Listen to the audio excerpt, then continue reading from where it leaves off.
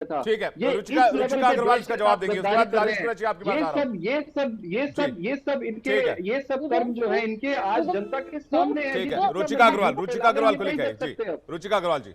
ये उस पार्टी के प्रवक्ता बोल रहे हैं जिनके आज सारे के सारे जो है नेता वो या तो जेल में है, भ्रष्टाचार के उनके पास ऊपर आरोप है, या फिर जो बाहर है उनके ऊपर भी आरोप है, और ये आपस में ही सारे आपस में लड़ने में लगे हुए हैं। ये उस पार्टी के वो लोग बोल रहे हैं। ईमानदार इनको लोग को आप जेल में डालेंगे मैडम, खुले वो नजर नहीं ईमानदार आए। लोग जेल जाएंगे आपके रहते हुए। जितनी डेवलपमेंट हुई है अगर आपको सारे नजर नहीं, भ्रष्टाचारी आपकी पार्टी में आ जाएंगे और ईमानदार लोग जेल में जाएंगे। उससे बात करिएगा। मैं विवेक जी, जो हमारा मेन मुद्दा है हम उसके ऊपर बात करती हूँ। संपत्ति के बंटवारे की यही तो मेन मुद्दा है मैडम, यही मेन मुद्दा है आज देश का। निवान जी सुन आपके लेते मुद्दे हैं, मेन नहीं है। रुचिका जी का पक्ष आने दीजिए, उनको सुन लेते हैं क्या कह रही हैं रुचिका जी। बुलवा लीजिए अगर ये भाषण दे रहे हैं यहाँ पर, क्योंकि इनके जो नेता है वो सारे जेल में है, इसलिए इन लोगों को भाषण देने का मौका मिल नहीं रहा। इनसे बुलवा लीजिए, इनको भाषण देना है तो। नहीं, आपका जवाब पूरा कीजिए आप। रुचिका अग्रवाल जी, आप अपना जवाब पूरा कीजिए। रुचिका जी देखिए, अभी जो घोषणा पत्र में इन्होंने से संपत्ति बंटवारे की जो बात करी थी, ये कहा गया था कि संपत्ति का बंटवारा किया जाएगा और वेल्थ सर्वे किया जाएगा। जितना भी इंडिया अलायंस है और कांग्रेस पार्टी है, इन्होंने जो मोदी जी की जो मेन स्पीच थी, स्पीच का जो मेन हिस्सा था उसमें से अपने मतलब की चीज सुन के बौखला गए हैं। उन्होंने क्या बात कही थी? उन्होंने ये कहा था कि अगर वेल्थ सर्वे होता है तो वेल्थ सर्वे में सबकी प्रॉपर्टी, सबका वेल्थ सारा सामने आएगा। और मनमोहन सिंह जी ने क्या कहा था? मनमोहन सिंह जी ने ये कहा था कि इस देश की संपत्ति पर सबसे पहला हक मुसलमानों का है।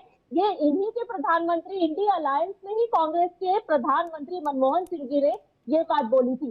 तो जब वेल्थ सर्वे किया जाएगा तो उसमें जब डिस्ट्रीब्यूशन होगा तो उसे पहला हक किसका माना जाएगा? मुसलमानों का माना जाएगा।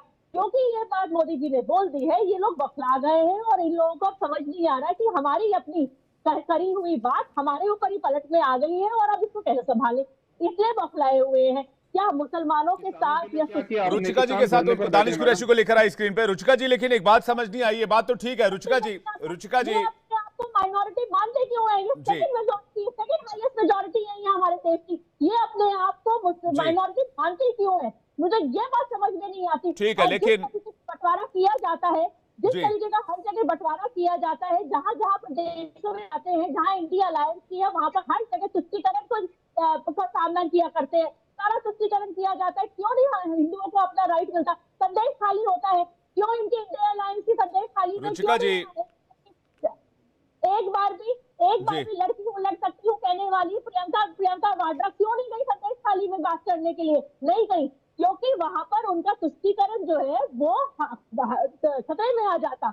ममता दीदी को नहीं बोल सकती है कि हिंदू महिलाओं के साथ, हिंदू माताओं बहनियों नहीं, लेकिन 2023 के मामले, 2023 के मुस्लिम आरक्षण के कर्नाटक के मामले को अभी इलेक्शन कैंपेनिंग में उसका जिक्र करना, इसके बाद मुस्लिम अपीसमेंट की बात करना, उसके बाद संपत्ति लेकर उसके बंटवारे की बात मुसलमानों में करना, आपको 20 साल से क्या कांग्रेस गवर्नमेंट चाह नहीं रही है कि वहां पर तुष्टीकरण करा जाए? और वहां पर बार बार कभी हाई कोर्ट से कभी सुप्रीम कोर्ट से वो रद्द किया जाता है।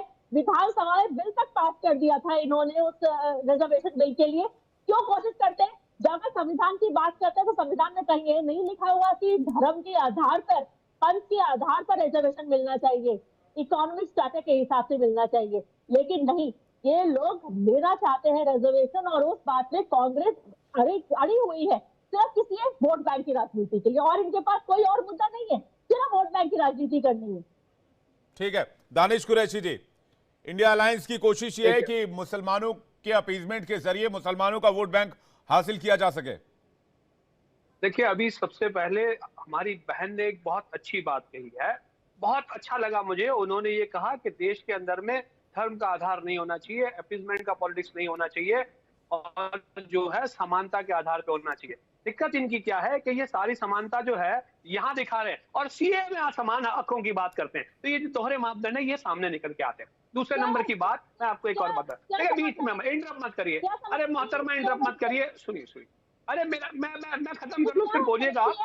मैं खत्म आप मैं तो खत्म जितना बोलते हैं, कर लो। आप लोग बोलते हैं क्या किसी विवेक, जैन को विवेक, बोलते हैं? एक एक करके रुचिका जी, एक एक करके चलेगा। रुचिका जी सुन लेते हैं दानिश कुरैशी क्या कह रहे हैं। दानिश कुरैशी, किसी सिख भाई को बोलते देखा, किसी रुचिका ईसाई जी को- एक सेकंड, रुचिका जी एक सेकंड, रुचिका जी एक सेकंड, मुसलमानों को ही परेशानी क्यों है? ठीक है रुचिका जी एक सेकंड, दानिश कुरैशी जी।